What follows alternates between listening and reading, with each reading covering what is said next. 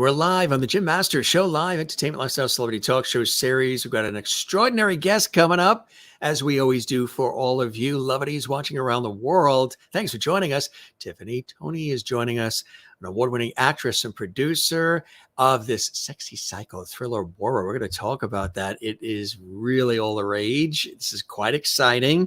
And even before producing this and creating this, yes, she is a champion athlete as well. We'll talk a little bit about that. You may remember her in Jungle Juice as well.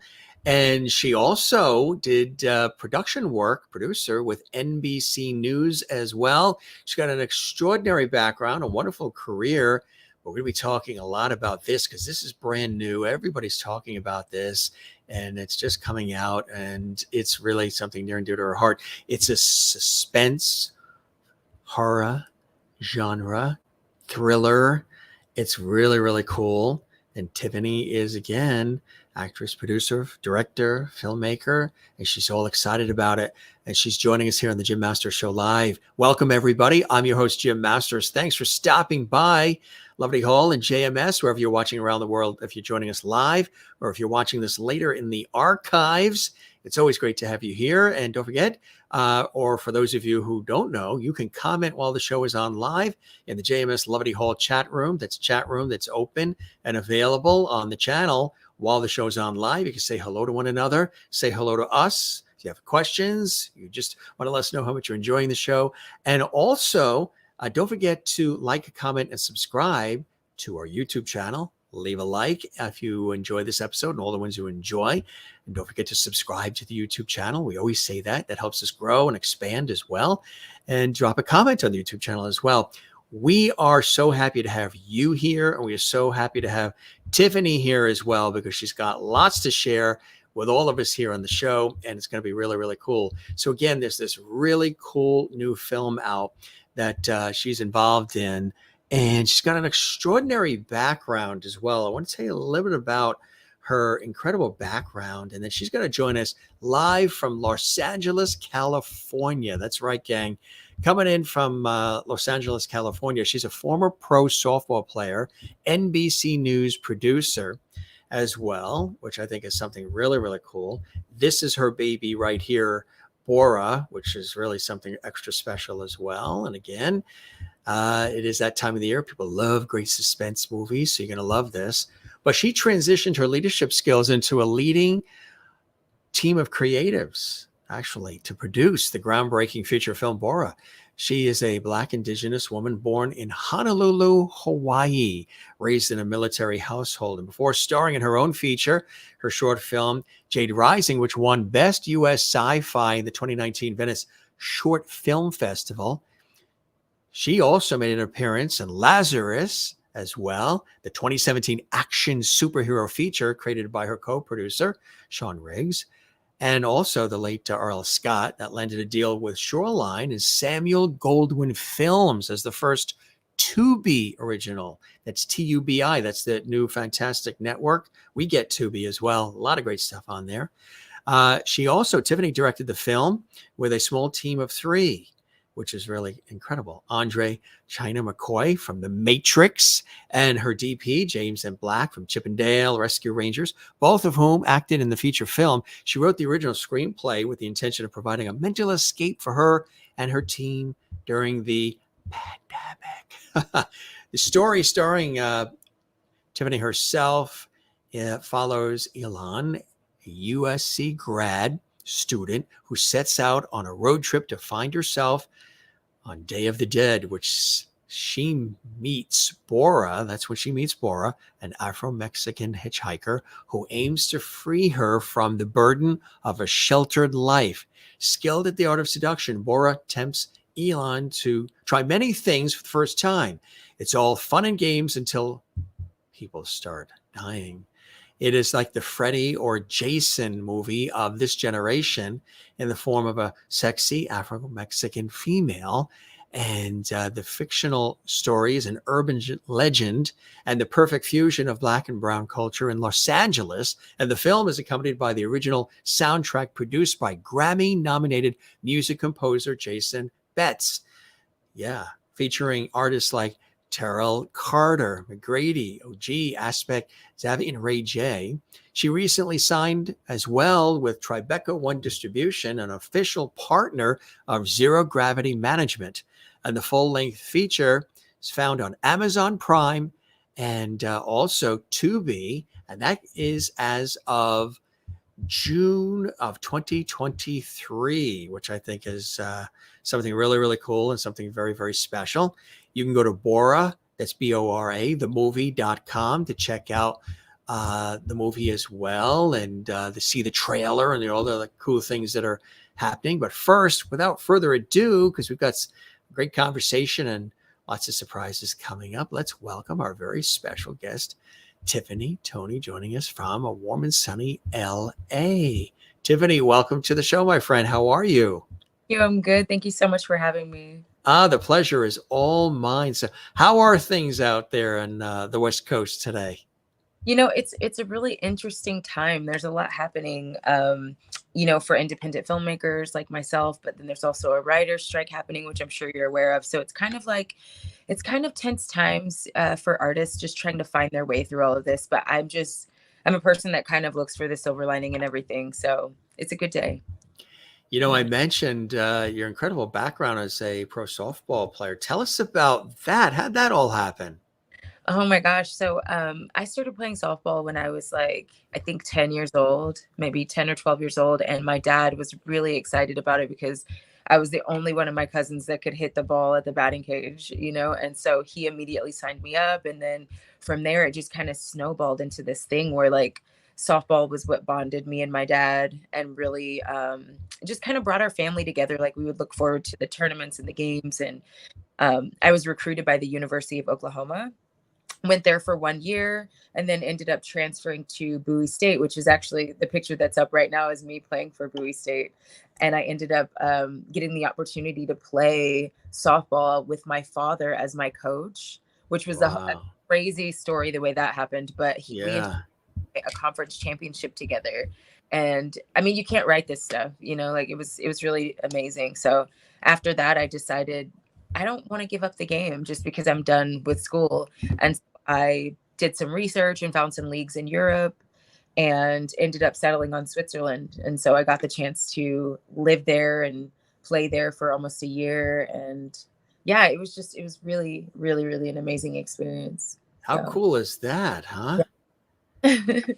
I'm sure, that also gives you some, pun intended, gives you some grounding and training as well, right? Because, there's stamina and tenacity and thinking quick on your feet, all of which these industries definitely require on a day-to-day basis, working in entertainment or news or film, all of it, right?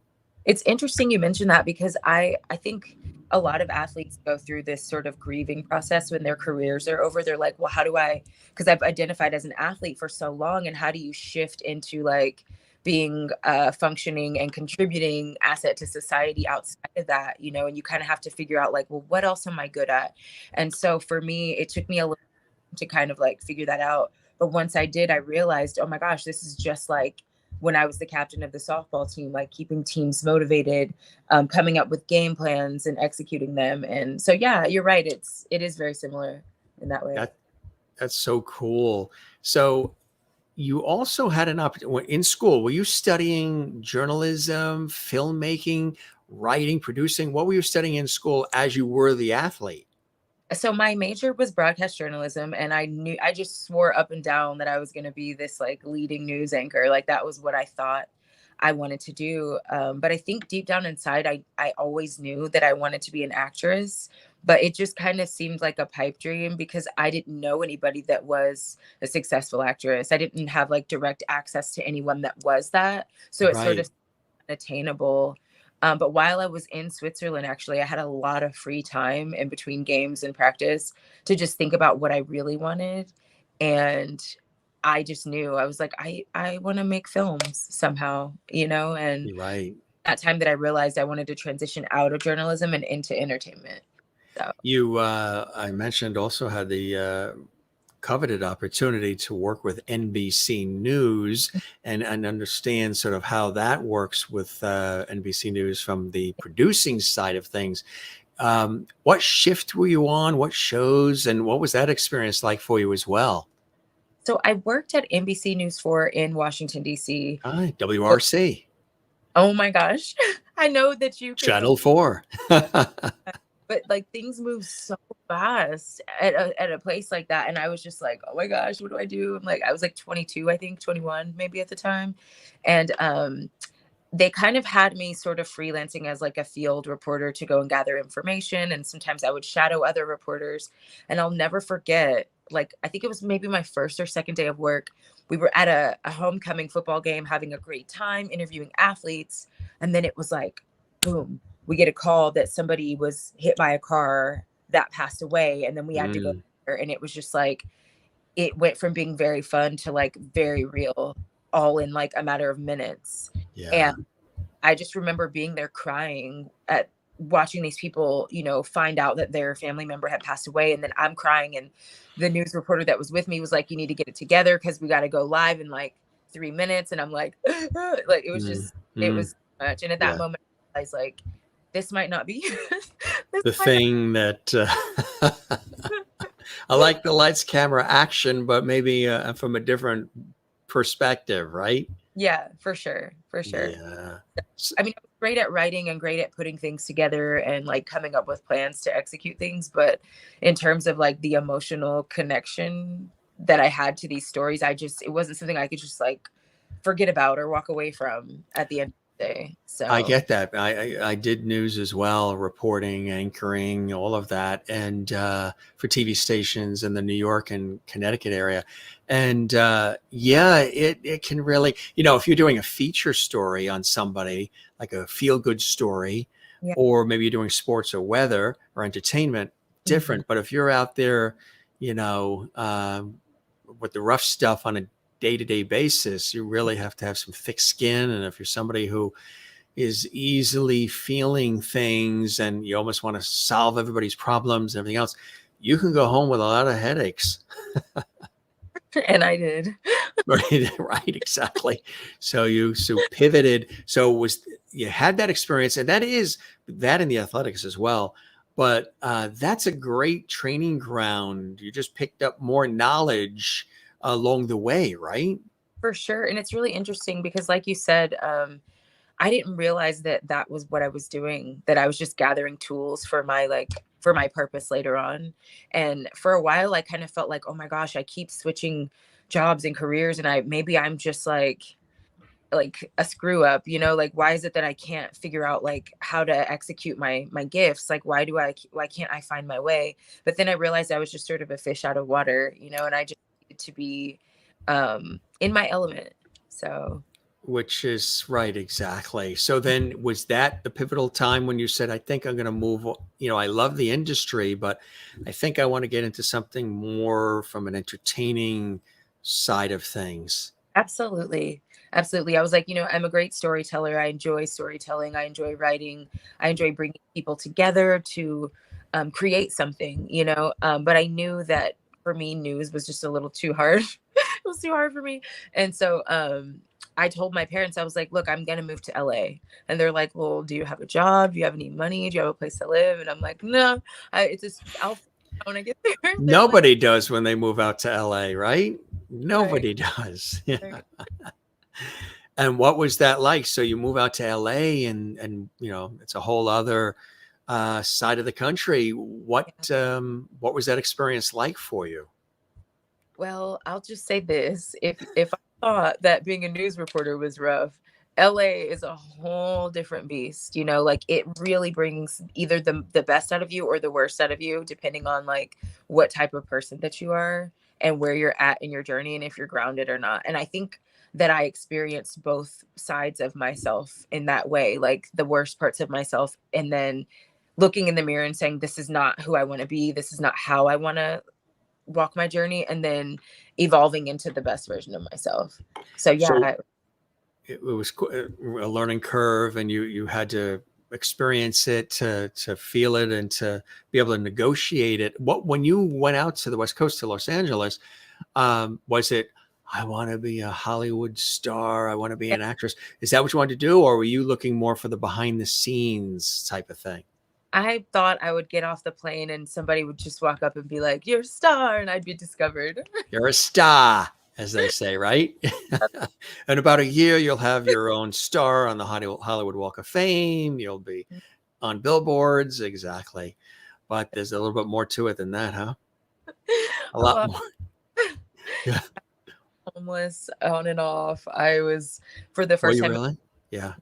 like I'd never had to apply for unemployment before, or like government assistance, any of those things I'd never had to do. And there I was, like with a master's degree, sitting in the unemployment office, looking around at people who didn't have nearly as much education or life experience as I did. But at that moment, I realized like none of that really matters. What matters is like carving out the relationships and building in the right network. And there were just so many Yes. I didn't understand. Right. The sort of who you know and the networking and is really important. Yeah. Yeah. So it was hard. It was really hard, but I'm grateful for it all because it gave me tools to create with, to empathize with people who may not come from the same upbringing that I come from, and they need someone that relates to them too, you know? And so I think that was the biggest lesson I learned from all of this is like, no matter what walk of life you come from, people still need to feel heard and seen and understood despite their religion, race, wherever they come from. And for me, I think I was a little bit judgmental before because I didn't understand what, like, I couldn't wrap my mind around how could somebody be in a position of poverty? How do you not have food? How do you not? Because that wasn't my reality until I moved to LA.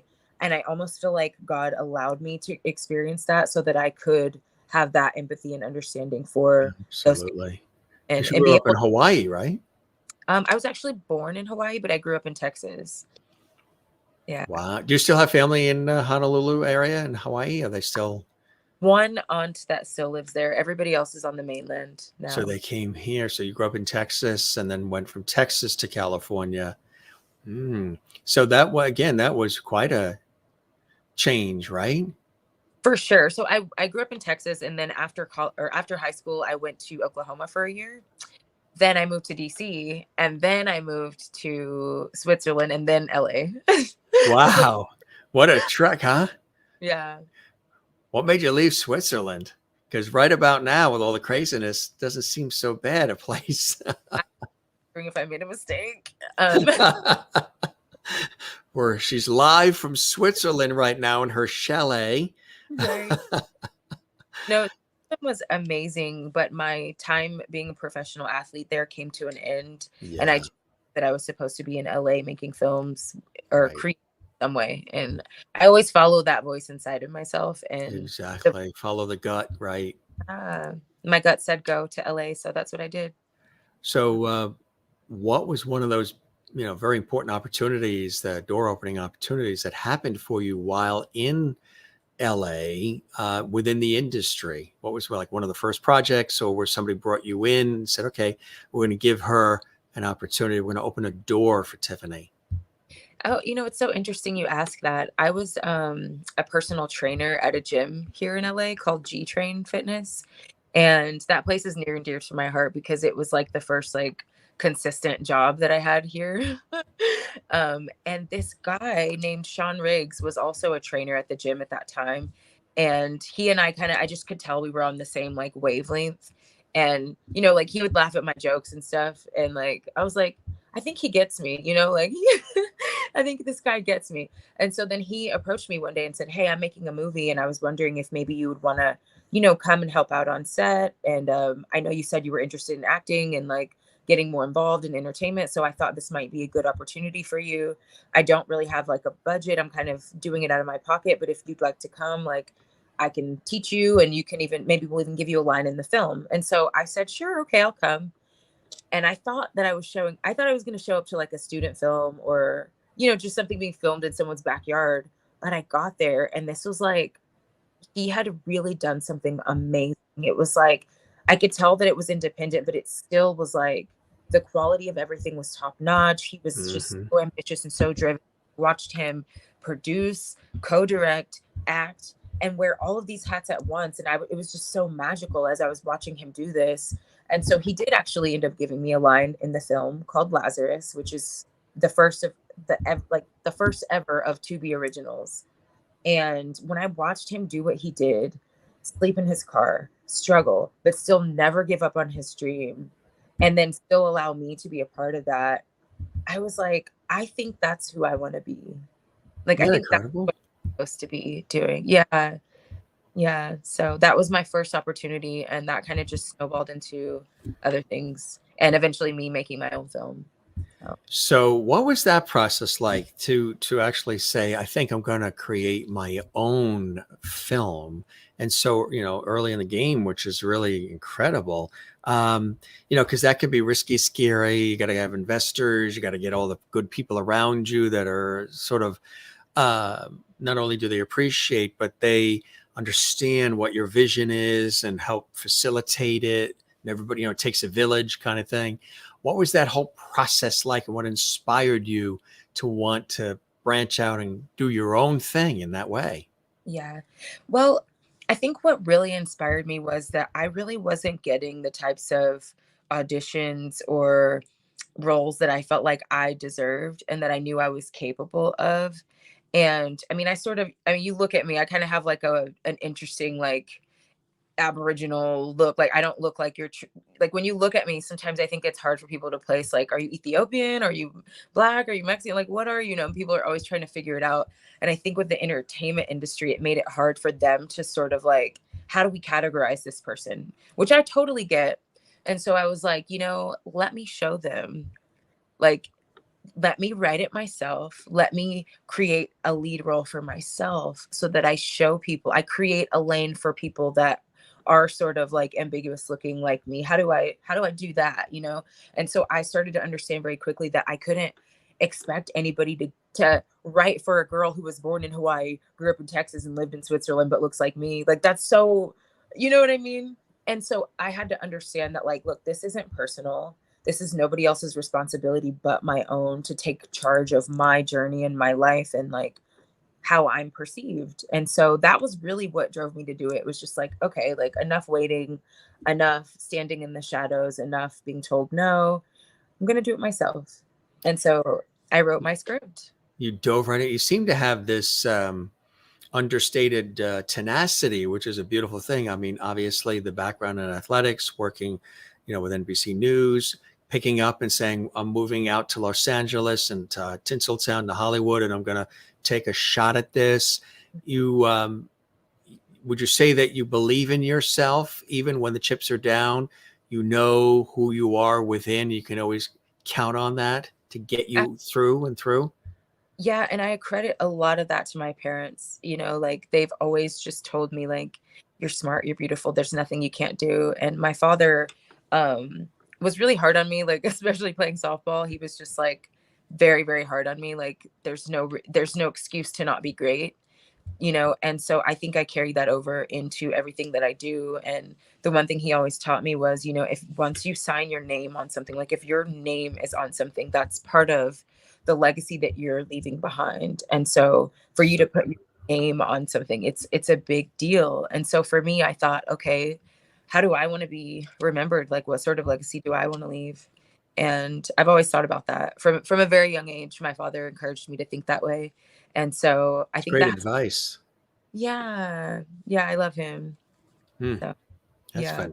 That's great advice. Yeah, because that really, you can rely on that and always remember those words to get you through, even when times seem a little nutty. And it's inspiring too for others if you pay that forward. And when you see others that are struggling or others that are unsure, you can always remember the advice from your dad and sort of pay that forward. Don't give Yeah. up on yourself. Give 100%. And if it doesn't work out, give it another shot, because some of the most successful people on the planet have failed multiple times at things, and it makes them stronger and makes them want it more when you meet the challenge. And I always say it's almost a richer, deeper, more fantastic, long-lasting thing when you've earned it, when you've worked for it, then you achieve and attain whatever the blessings and joys and residual is. There's something different about working for it and that whole journey than just Yeah. having something handed to you, right? For sure. I don't think I would have appreciated any of this as much as I do now had I not gone through what I went through and experienced what I did. So now I cherish it and I go about things very differently. And, when people are when I can sense that there's something that's a threat to what I've worked for or a threat to what I've built, I immediately like remove it or redirect my energy and focus.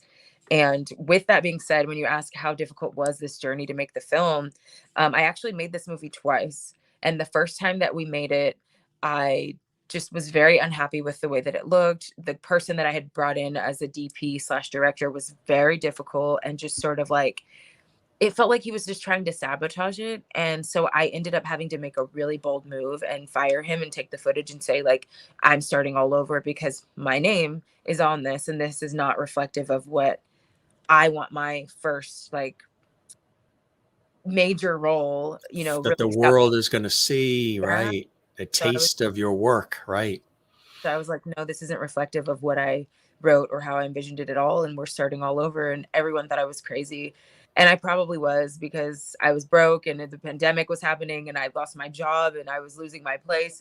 But I was just like, no, like somehow God's going to make a way. And he did. And I'm just really grateful. So, yeah. That's a blessing. And again, that's very inspiring for anybody listening who's thinking about doing things, or maybe the train's coming off the track a little and they're kind of like, oh, wow, what do I do now?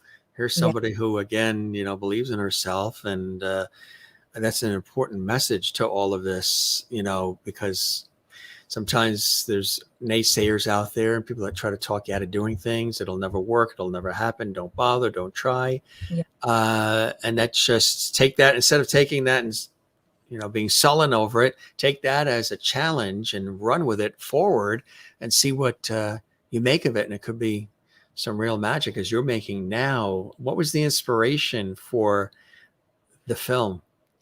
So I grew up watching like the Twilight Zone, the Oh, X me too. Files, Yeah. Lemon, all of those, creepy shows. I love Black Mirror. Thrillers, psychological thrillers. And Absolutely. And I always wanted to create something like that, but I wanted it to be different from any other thriller that anyone had ever seen. And I thought, how do I take what I've experienced in LA and the LA culture that is now a part of my culture and a part of me, and like put that into this like crazy, highly sexy, highly intellectual character that happens to be a serial killer.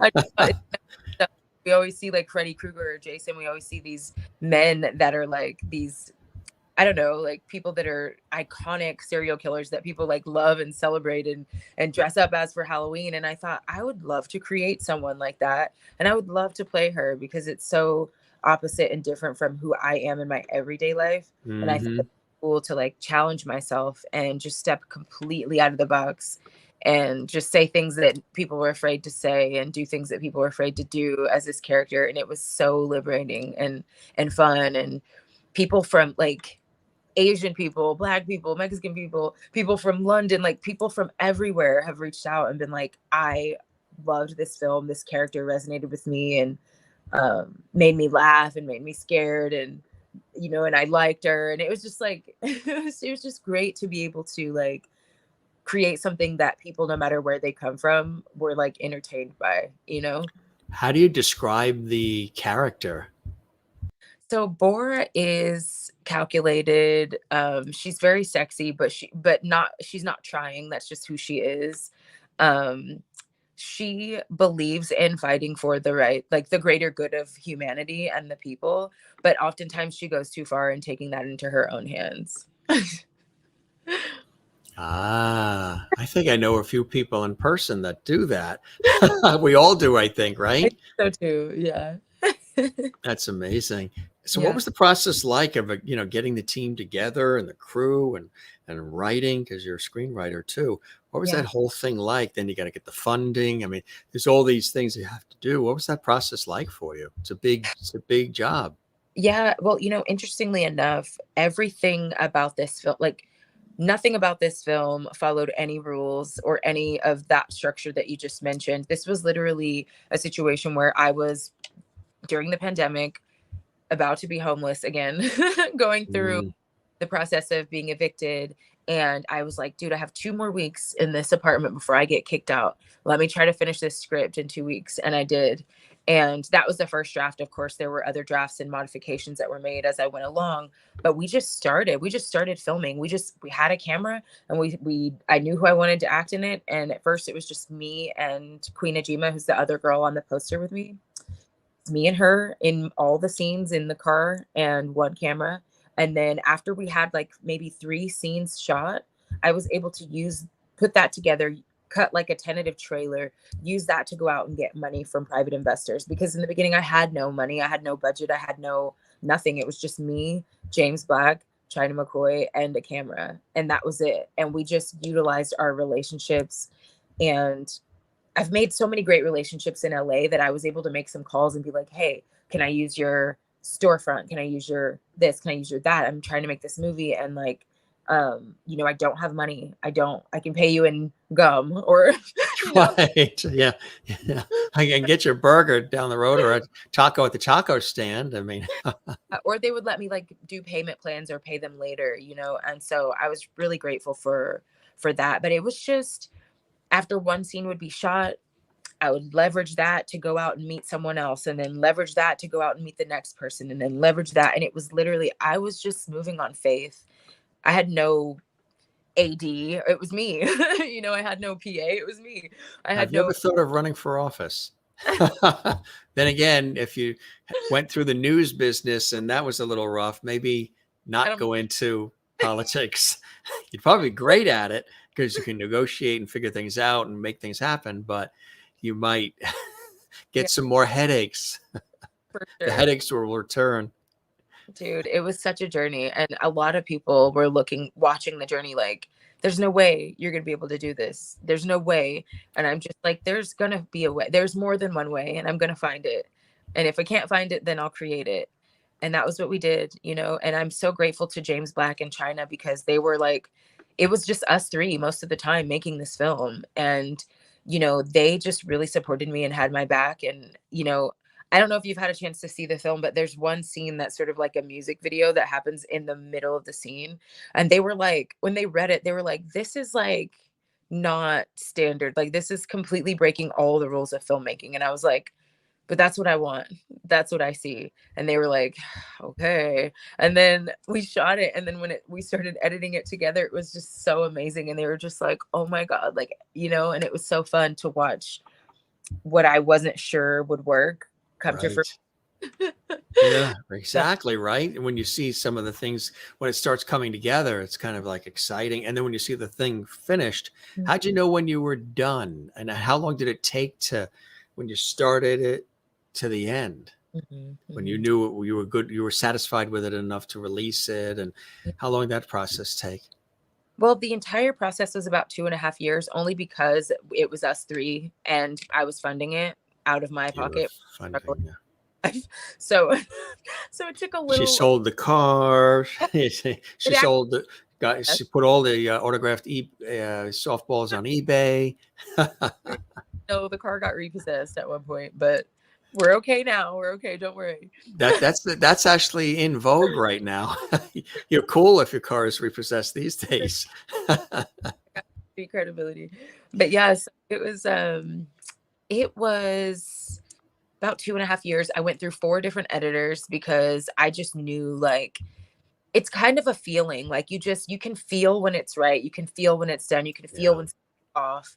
Yep. And so 3-4 different editors. And then finally I called James Black, who was my DP and cinematographer. And I'm like, look, I know you said you didn't want to edit this, but let me show you what the last editor did. And you tell me if you're happy with that, with your name on it being put out into the world. And I sent it to him, and he called me immediately and was like, all right, when can we meet? I'll edit it. Exactly. Right. Yeah. So me and him spent about, I would say, 6 months. Yeah. To get it right. And then we had to work, me, him, and the music guys had to work together to get on the same page. And that was a whole nother journey. Right. Yeah. Yeah. That I'm still dealing with, which I won't go into too much detail about, but I think that for independent filmmakers for their first time, it's always smart to use, like, if you can find like royalty free music or like independent. I know Yeah, right. Yeah, Exactly. I know people whose projects have halted or they're just in limbo because of that part of it, the music, the rights, the whole thing. the music business is dirty, man, and you don't realize when you're in it. And you're just like, it's what I really want to, how I want to move, you That's know? why a lot of people are doing independent in that area too. They're doing their own thing now. Yeah. Absolutely. It's a tough situation. Exactly. How do you Yeah. describe the movie for those who are now being teased by what we're talking about? And, I know it's described as a sexy psycho thriller. It's suspenseful. How do you describe it as the creator? I describe it as kind of like Friday the 13th meets Collateral. Like Zoe Saldana, but Freddy Krueger. It's a really fun movie. It's funny. It'll make you laugh. It's a traditional road trip story, but the stops that happen along the road trip are so fun and so unexpected and so sexy, so flirty, so empowering, but also scary at times. I think that Bora is the epitome of who like people might be if there were no rules to society, which is a very scary thing to think about. Like, I know I look so crazy there. I look so evil. How much of you is in Bora and Bora is in you? So Bora definitely has my sense of humor is definitely Bora all day long. Like, I wanted this character to be funny because I felt like this movie addresses some pretty serious issues. And I think, as we all know, there's like so much racial tension in our society right now. And I don't know if it's any more or less than it's ever been, or if it's just that because of social media, we're just bombarded with it.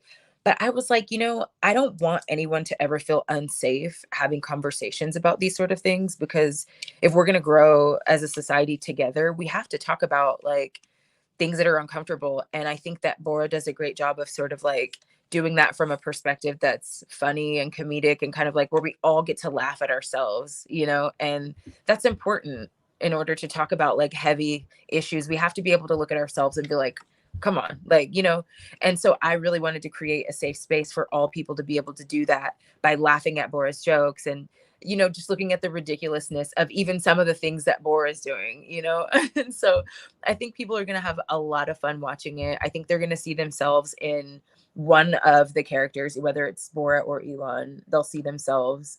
And I just think it's a fun ride. It's a fun ride. The ending is so unpredictable. And I think people are going to have a great time. Yeah. We actually have the trailer, and we'll show that to tease our viewers. Hey, everybody! This is your host Jim Masters. You are watching the Jim Masters Show live, entertainment, lifestyle, celebrity talk show series, coming at you from the East Coast of the United States, here in the New York area. Our very special guest, Tiffany Toney, is coming to us from LA, from Los Angeles, by way of Hawaii, Texas, DC, and Switzerland. And look what we've got. Let's see that. That's the Borah Mask. This is the Borah Mask right here. That was custom made for the movie? It actually was something that I found online that was hand painted, but I took it and I added my own embellishments to it to make it sort of like signature for the film. So yeah, but this is a hand painted mask, and that is cool. I think it's really that's beautiful.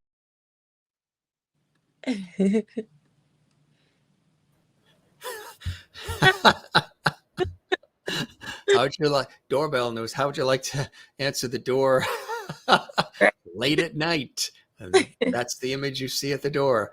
What are you gonna call? Yes, that's not the Avon lady. she's long retired. Here is the trailer, gang. I think you'll love it. It's a quick one, just about a minute. This is Bora. And does Bora mean anything? Is there a meaning to that name? It's almost like if you say Bora, it's like to erase. So when you watch the film, you'll understand the significance of that. All right. Here you go. Here's the trailer. Enjoy, gang. And then we'll be back with our special guest from LA, Tiffany Toney. Here we go. Oh my God. Are you okay? I don't know. Do I look okay to you? Your daddy didn't teach you not to pick up strangers? Sometimes God calls on his soldiers. They gotta break the rules. Good morning, Buttercup. Hey, you know what we should do? You should let me show you LA. Everything just feels super intense right now. It's freedom. You're free, bitch. Hey, I play the game. I play nice. But at the end of the day, pussy rules everything.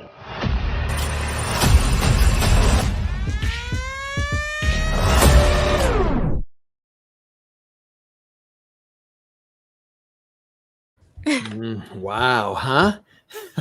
How does it make you feel when you see that? It's got to be like, phew, how, huh? Yeah, it's very like it's very surreal. It's very surreal to know that something started as just an idea in my head, and then from there it was on paper, and now it's this living, breathing thing that if I was to die tomorrow, I left this behind for the world, and I'm just really grateful for how it's all come together. So yeah. You know, the production quality is like really high end too, from what I just from that 59-second trailer, official trailer we just showed. The production quality is spot on there. Thank you. I really pride myself in making things look expensive. That's my gift. And that's the gift of my teammates, James Black and China McCoy as well. We know how to take a little and make it look like we had a whole studio behind us. And I think that's really the power in overcoming adversity in terms of what we all went through in this town. It caused us to figure out, like, how do we express ourselves at the highest quality with the highest potential, even though we may not have the same resources as everyone else. So that was important to me. Did you, when creating Borah, was there a certain consumer in mind, certain moviegoer, certain viewer in mind, or is it really for anybody? Obviously, it isn't for a 5-year-old, but No. there's a certain, yeah, although today being a 5-year-old is different than when we were 5. Yeah. It's like, it's like we couldn't even go into our father's wallet. My sister couldn't go into my mother's pocketbook. I mean, there was different things you just couldn't do. Yeah. But the world has changed. 5-year-olds, 10-year-olds, they know all the stuff that we, they have the internet. If you say you're going to bed, they want to, because their whole room is like NASA. Please send me to my room if I didn't eat the supper, because I have everything in there. But is there a certain demographic, or it's really anybody can get something out of it? And what is the message as well? Yeah, I think the message is that all of us every day, we are literally moment to moment choosing between our best selves and our worst selves in every decision that we make. We're like, okay, am I going to react to this as Bora or as Elon, the other character in the film? Am I going to react to this as my highest self, or am I going to, I mean, even in traffic, someone cuts you off, right? And you have the option to either take a deep breath and let it go, or you can flip out and like make a scene and then create more negative energy, And so really the overall message of this film is like there's a quote at the end of it actually, and it's like, every moment we choose between the light and the dark, every moment we're making that choice, and it's really up to us, and we're literally always just one decision away from a completely different life. So the girl Has Bora ever come out once in a while when you do get cut off, or somebody pushes into in the supermarket, or just a little bit of Bora slide out? It takes a little bit more than that to trigger me. I'm not easily triggered, but like, I'm a person that's like, it takes me forever to get mad, but once I'm like reached that point, I'm like, all right, that's it. You're just like me. Yes. Kindred spirits. I go along with a lot of stuff and put up with a lot of different things, and okay, sure, whatever. But then it reaches like, I'm not going to deal with you anymore. I've learned. It's like everybody leave the room now, or yeah. Just letting you know. The production of film is, I know, on Amazon, as I mentioned, which is kind of exciting. It's on Amazon Prime, which is really exciting. And we've also got a link and this whole bit. Was this on TUBI as well? It or is. This is on TUBI too, huh? That is so cool. All these new platforms that there are in which to showcase material. It's kind of exciting, isn't it? It is. I actually had a meeting last week with another platform called Discovered, and they're going to be partnering with Microsoft to do some really cool things. So the film may end up on the platform too. I'm working on it. So yeah. Are you working on another? I mean, this is done and this is out there. People can check it out now. Are you already on the next one? I am.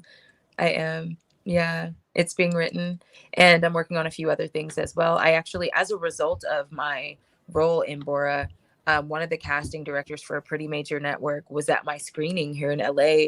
And as a result of that, I was booked as a lead, another villain in a movie called The Influencer that's going to be coming out in January. And it was produced by AMC Network and All Black. And so that's a pretty big deal. Like it is. I landed my first lead role that was in a film that I didn't write. Yeah. So I'm like, it's coming together. Yeah. That's so cool. How did you created this, Borah?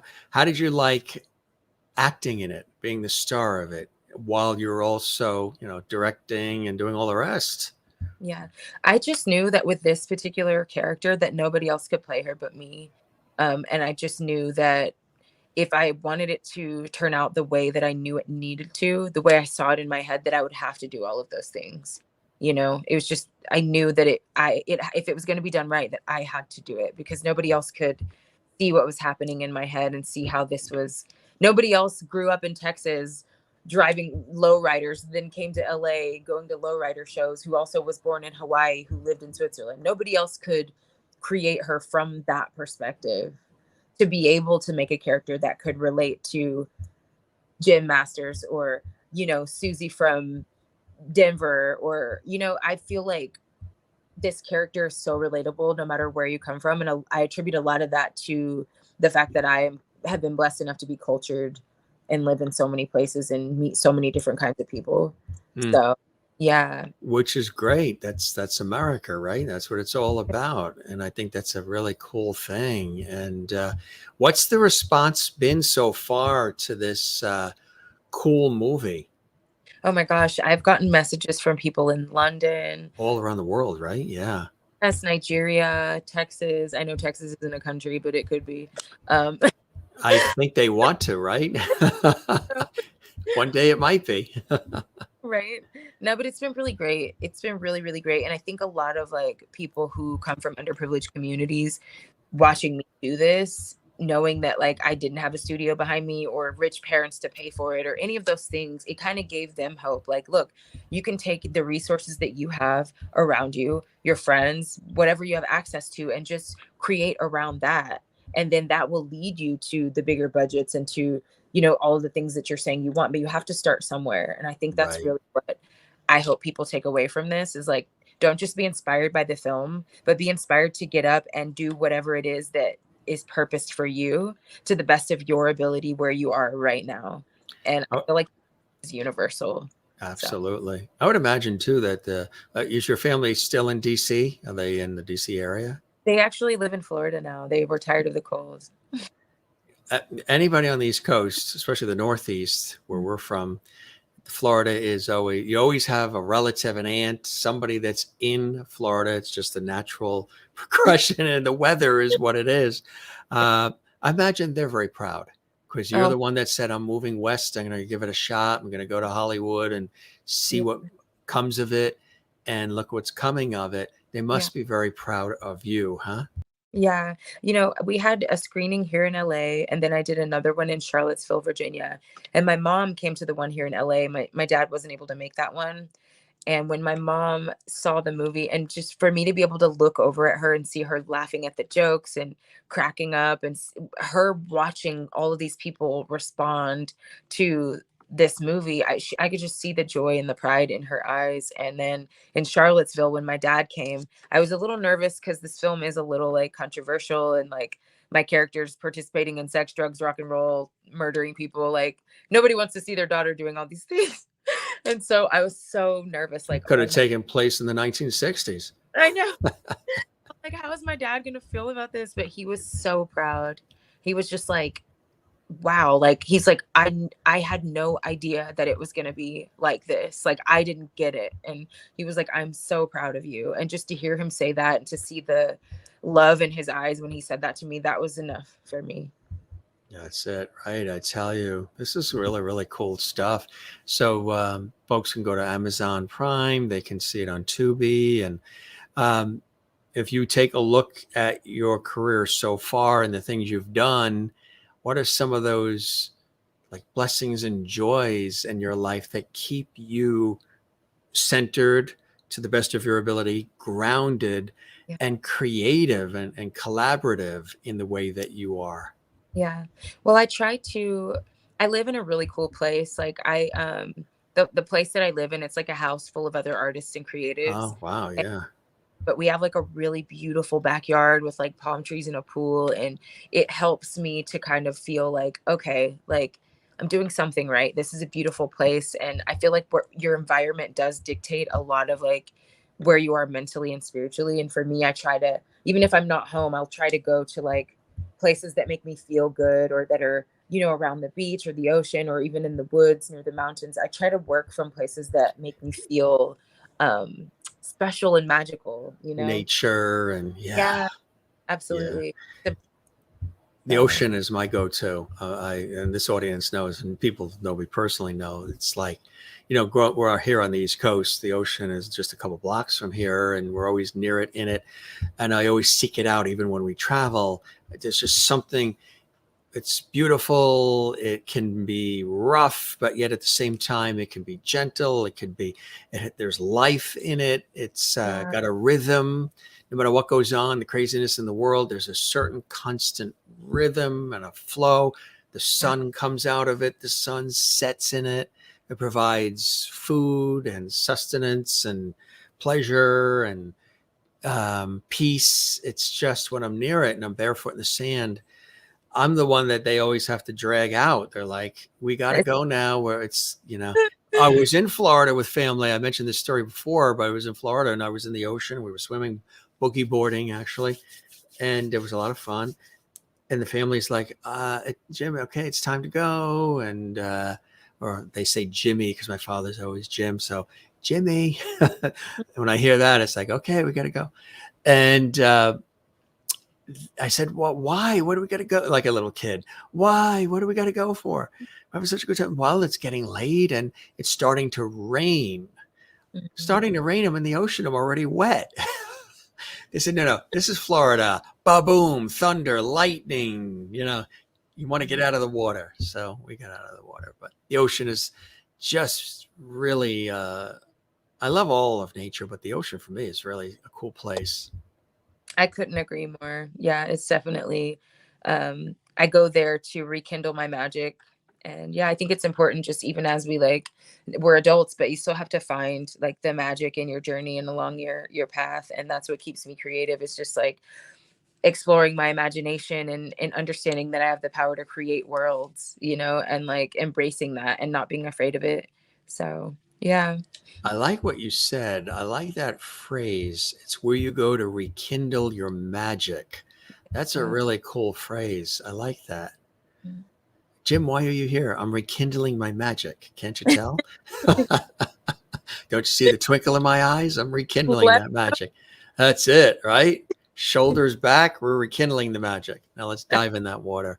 What are some of the things and who are some of the people that inspire you in and out of the industry? I think sometimes when people ask that question, they assume that you'll pick a person that looks like you. And sometimes you do, and sometimes you don't. I think sometimes we as humans are inspired in places that we least expect it. And I know for me, like one of the people that has inspired me so much, just in terms of how the type of actress I want to be. And like something about her is just so empowering to me. And that's Angelina Jolie. And I always tell people she's my spirit animal. But yeah, she just the way that her career has gone and like the type of actress that she is and like how daring she is with the choices that she makes as an artist. I love her so much. And I really, if you're watching Angelina, there she is. Yeah, definitely her. I love Denzel Washington. And then just there's so many people. Ava DuVernay, Issa Rae is really talented. I think she and I have a very similar sense of humor, and that when we meet, we're gonna hit it off so well. Who else? There's so many people out there. Steven Spielberg. I know that sounds cliche, but he's No, just hey, it's a great one, right? never misses. Oh, and Leonardo DiCaprio is actually one of my absolute favorite actors of all time. He just, if he's in it, then I know it's going to be good. Like, I trust him that much. Are these some folks that, you know, you'd love to work with too, would hope to either maybe write something for them or be in production with them? Absolutely. Definitely. Definitely manifesting that. So, You yeah. heard it here first, folks. We call that a JMS exclusive. You heard it right here. We even have a graphic for it and everything. This is really so cool. And I know none of this comes easy. And like I said, the moral circling through all of this is your passion and thirst for life and your tenacity and your can-do spirit, as they call it, and you're wanting to entertain people and inspire people and connect people in the way that you do and have fun doing it. Yeah. And, you know, make a living doing it as well, but not just slapping things together, really putting out quality material that people are impacted by. And I think that's a cool thing. Thank you. Thank you. Are there other genres that you want to, in addition to Borah, are there other genres that you'd like to tackle? Absolutely. I love romantic comedies. And I would like to do like just like something that's like strictly action based. I think that would be awesome. So yeah, definitely. Look for that coming soon. Well, we're going to have you back, Tiffany. Keep us posted on other projects, other cool things that you're doing, and spread the word about our show. Of course, takes a village, as we know, and I hope the show met whatever expectations you had, and you enjoyed the time with me as much as I have with you. To be honest, I didn't have any expectations at all, but this has been so amazing, and I'm so grateful for the opportunity. And if you want, there's an app called Discovered, the one I mentioned earlier, and my short film Jade Rising actually just dropped on that app, so you guys can go watch it for free. Cool. You just have to profile, but it's free, and you can go watch it on there. It's 22 minutes, and it's a sci-fi, and it's a lot of fun. So yeah, very poetic sci-fi. That is cool. What would be one thing you would say about coming on the show and our conversation today for our viewers watching? Oh my gosh. I think the best thing about this show is being able to talk to you, Jim. You're so cultured and experienced in life, and just I think you ask really great questions that are very thought-provoking, not only for the people watching this, but also for myself. And I think that I was able to kind of explore some things in my own head that maybe I hadn't yet. So I'm really grateful for that. And I think that yeah, I hope that you enjoyed the film, and that everybody that has tuned in and that tunes into your show gets a chance to watch it, and that they feel entertained and inspired and every other emotion. That's it. It's the full Monty. That's it. Sexy psycho thriller and then some.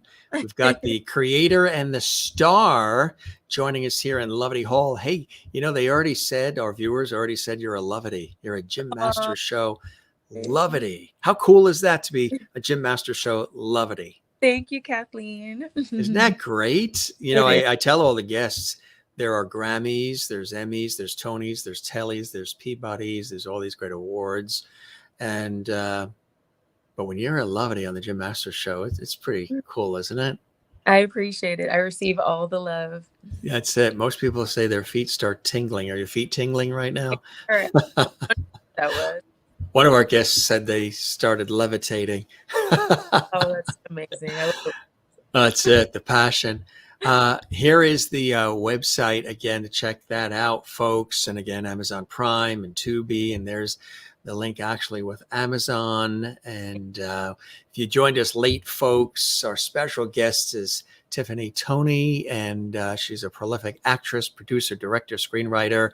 And Borah is the name of the movie and the character, and she stars in it, created it, and it's quite epic.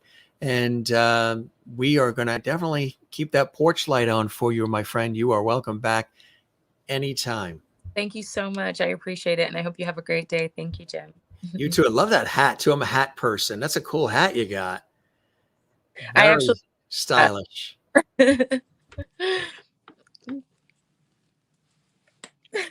Is that the Tony collection?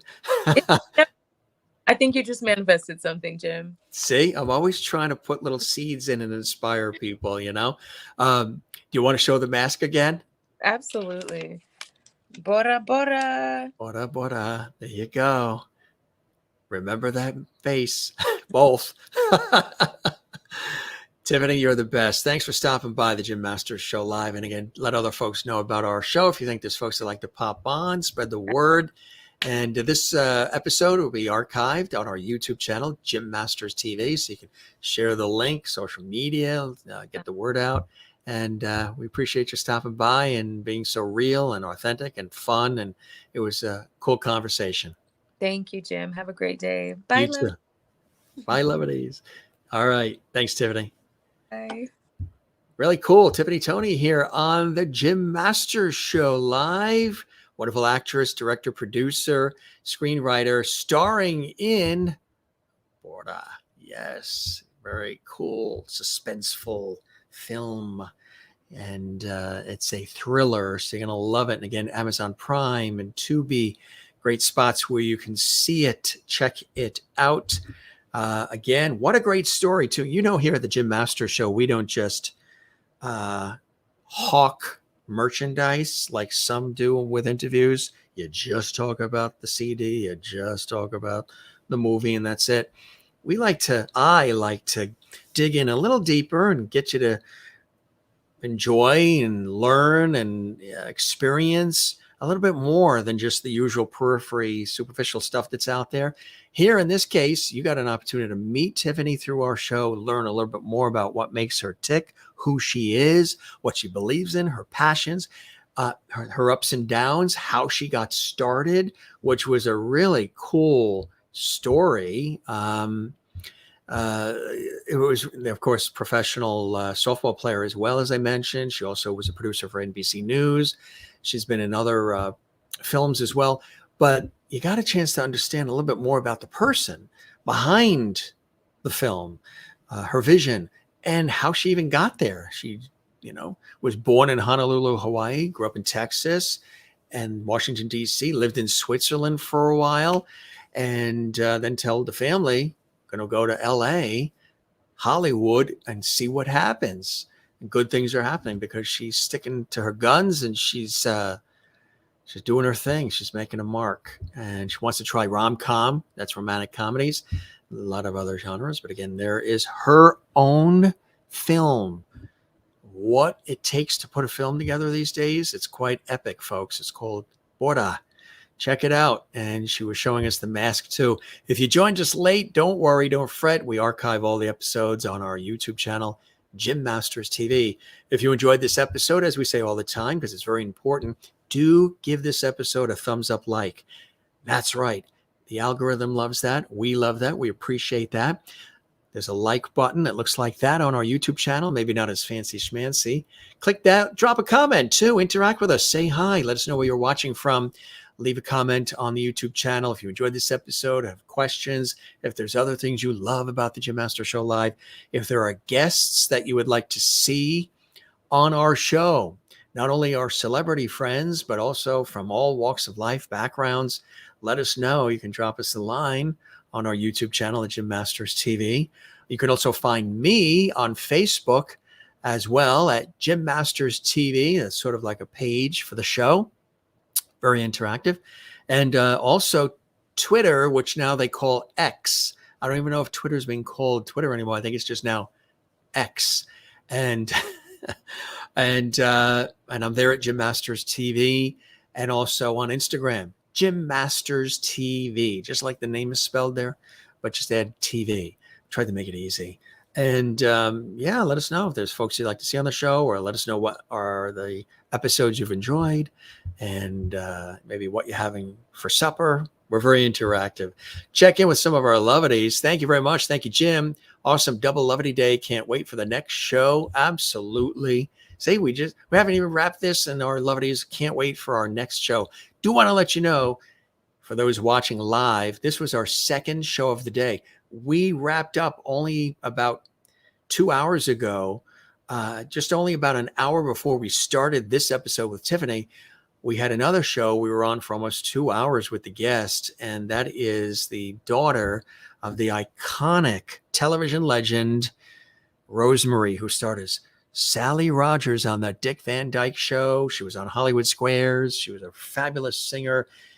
100th birthday, centennial birthday for Rosemary, and we celebrated with her daughter, Georgiana Nupi, which is a nickname her dad gave her. Guy Rodriguez was a guest here on the Jim Masters Show as we celebrated her epic and iconic mom, Rosemary, marking the 100th birthday of Rosemary, and also new CD out and everything else. So that episode was just done just about an hour or so before we did this episode of the Jim Masters Show live series. So if you missed that, or you want to see it again, check it out. And almost 1,000 other episodes of the Jim Masters Show live series on our YouTube channel. Yeah, check it out. But again, I'm on Facebook, Instagram, and Twitter, or X as they call it, at Jim Masters TV. Say hi, like, follow, stop by. We thank Tiffany Toney joining us here on the Jim Masters Show live series. If you enjoyed it, don't keep it a secret. Spread the word about our series. We really appreciate that. Working really hard with all this content, thousands of hours of content, and so many guests coming your way from Broadway, Hollywood, television, film, music, stage, culinary arts, sports, food, everything, all of life. Gang, we're going to scoot off. I'm starving. We haven't even eaten lunch or dinner yet. It's been that kind of crazy day. But we love you all. We really appreciate all the comments, emails, texts. Don't forget, you can always support the show and all the content, super chat, super emojis, super stickers. There's some extra features that happen in the Lovely Hall chat room. That is when the shows are live. But then later at any time, there's a super thanks heart icon on the YouTube channel. And you can even go back on past episodes and click that. That helps support us as well. Spreading the word, sharing the links on your social media, liking, commenting, subscribing, all of that helps our series reach even more people here around the world. Lisa Rodrigo, it's so good to see you as well. And thank you for watching and enjoying and being so supportive of the Jim Masters Show live series. We really appreciate that. Pleasure is all mine. Thank you, Jim. Awesome double lovely day. That's right. She still can't wait for the next show. Maureen in Arizona. So much lovely coming at you, Tiffany. Thank you for being with us today. Yes, and you as well. And everybody watching from all around the world. If you joined us late, again, you can see the whole show again on our YouTube channel. For all of us here, this is your host, Jim Masters. Thanks for being with us. Thanks for taking time out of your day to stop by and say hi and enjoy our celebrity talk show series. It really means the world to me and to us here at JMS and Lovely Hall.